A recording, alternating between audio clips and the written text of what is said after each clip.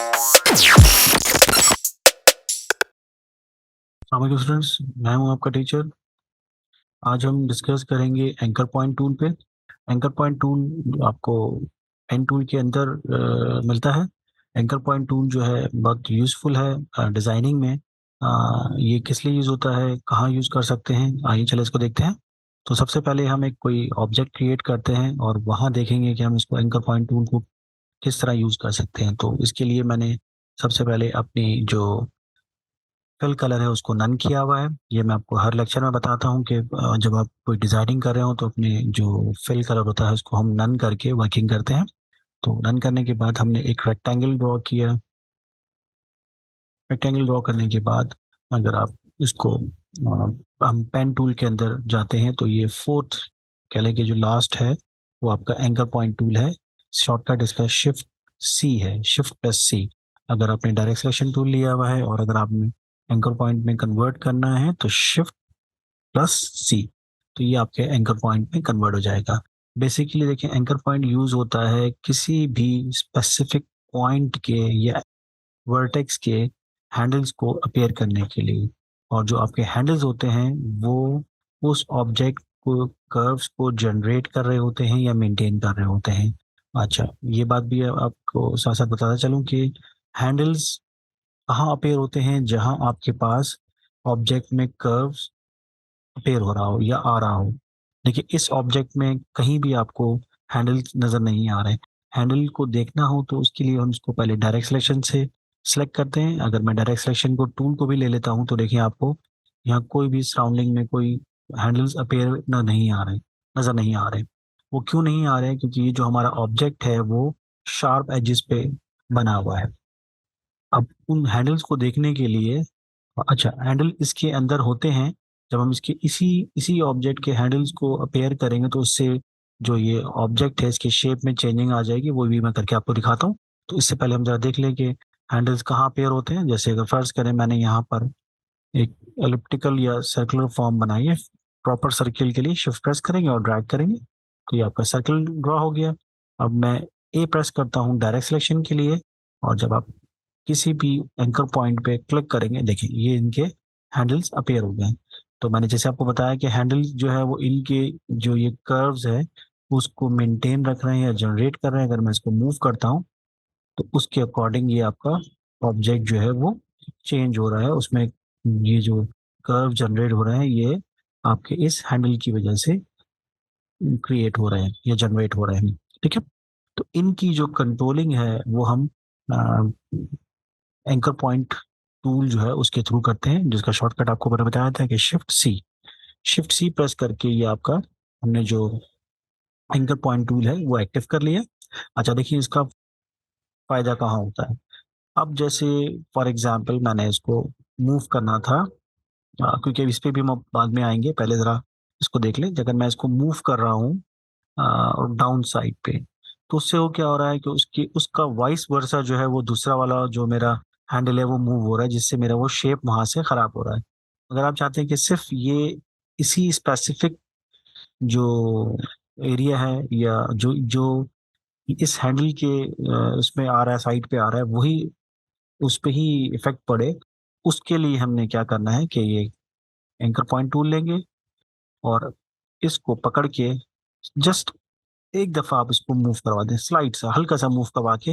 अब अगर मैं दोबारा से अपना डायरेक्ट सिलेक्शन टूल लेके वर्किंग करूंगा, देख तो उसने उसको सेपरेट कर दिया है। जो एक वॉइस वर्सा वाली सिचुएशन थी वो खत्म हो गई। अब ये सेपरेटली मूव हो रहा है, देखिए। ठीक है, तो एक हमें इसका ये पता लग गया कि अगर हम कन्वर्ट एंकर पॉइंट लेके किसी भी हैंडल को मूव करते हैं स्लाइड सा, तो वो दोनों जो हैं वो इंडिविजुअली मूव करना शुरू हो जाते हैं। ठीक है जी, तो एक आपके पास ये टिप्स आ गई। अब सेकेंडली ये कि हमने जो, और आपको मैंने बताया जैसे कि जो एरिया जिसमें कर्व्स आ रहे होंगे वहाँ हैंडल अपेयर हो रहे होंगे। अगर मैं पेन टूल से कोई लाइन ड्रॉ कर रहा हूँ, देखें जहां मैंने कर्व्स लिया तो वहां पे वो हैंडल अपेयर हो जाएंगे। अ, ये प्रेस किया, देखिए यहाँ हैंडल आ रहा है। क्यों? क्योंकि यहाँ कर्व था। हैंडल नहीं आ रहा, नहीं आ रहा।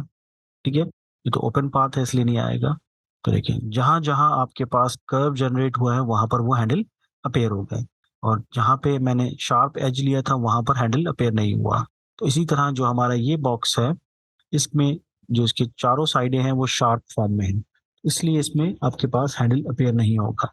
अब फॉर एग्जांपल इसमें मुझे कुछ इस ऑब्जेक्ट में वेरिएशन लानी है और मैं चाहता हूँ कि ये ऑब्जेक्ट ऊपर से थोड़ा सा नीचे की तरफ कर्व हो जाए।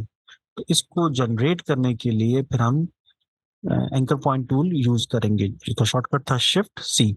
शिफ्ट सी लेने के बाद, क्योंकि हमने इस पॉइंट के या एंकर पॉइंट के या वर्टेक्स के हैंडल्स को अपेयर करना है, तो आपने ये एंकर पॉइंट टूल लिया और इसको पकड़ के ड्रैग किया।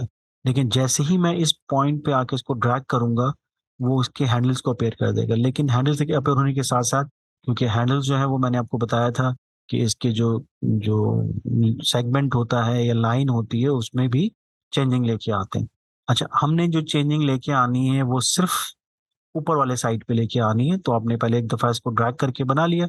फिर यही टूल लेके आपने ये वाले जो हैंडल है इसको पकड़ के स्ट्रेट कर दिया शिफ्ट के साथ। शिफ्ट जो है प्रोपोर्शनली मूव करते हुए इसको बिल्कुल स्ट्रेट कर देगा। ठीक है, तो अब क्या किया, ये जो काम हमने किया है वो किसके थ्रू किया है, एंकर पॉइंट टूल के थ्रू। अब इसके दोनों हैंडल्स अपेयर हो गए हैं। अच्छा, अब आपने दोबारा इस पे इससे क्लिक नहीं करना। अगर आप क्लिक करेंगे तो वो दोबारा से इसको उनके हैंडल्स को डिसअपेयर कर देगा। तो ये चीज आपने मेक श्योर रखनी है जब एक दफा आपने इसको क्रिएट कर लिया।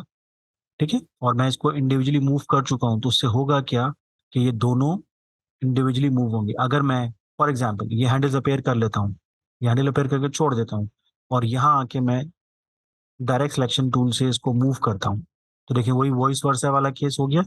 इसलिए अगर आप चाहते हैं कि बस अब आपका एक हैंडल जो है वो मूव हो, तो जब आप इसको एंकर पॉइंट से क्रिएट कर लें, तो किसी भी एक हैंडल को पकड़ के हल्का सा मूव कर लें, तो जिससे वो क्या होगा, इंडिविजुअल वर्क करेगा। अब ये इंडिविजुअल हो गया। अब मैंने ए प्रेस किया, A for direct selection tool, ये पॉइंट सेलेक्ट किया, इसका ये हैंडल आ गया, इसको मूव करके मैंने इस शेप में क्रिएट कर लिया।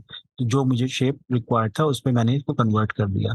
फॉर एग्जाम्पल जैसे ये हमारा जो शेप है इसको हल्का सा मुझे राउंडेड करना है या इसके हैंडल्स अपेयर करने हैं, तो आपने पॉइंट को सिलेक्ट करा, शिफ्ट सी, एंकर पॉइंट लेने के बाद इसको ड्रैग किया। देखिए ये दोनों आ गए। अगर आप चाहते हैं कि ये वॉइस वर्सा मूव करें, तो आप सिलेक्शन टूल लेके इस पे वर्किंग कर लें। अब ड्यूरिंग वर्क आपको ख्याल है कि नहीं नहीं मुझे सिर्फ इस वाले को और इनको अलग करना है, तो आपने शिफ्ट सी प्रेस करें और कन्वर्ट एंकर पॉइंट से आप इसको हैंडल्स को एक दफा स्लाइड से मूव कर दें, जिससे अब इसकी मेमोरी में ये दोनों चीजें इंडिविजुअल हो गई और आप इसको पकड़ के अब इजिली इंडिविजुअली मूव कर सकते हैं। आई होप आपको ये लेक्चर पसंद आया होगा। तो इंशाल्लाह नेक्स्ट नेक्स्ट लेक्चर में मिलते हैं। तब तक के लिए अल्लाह हाफिज।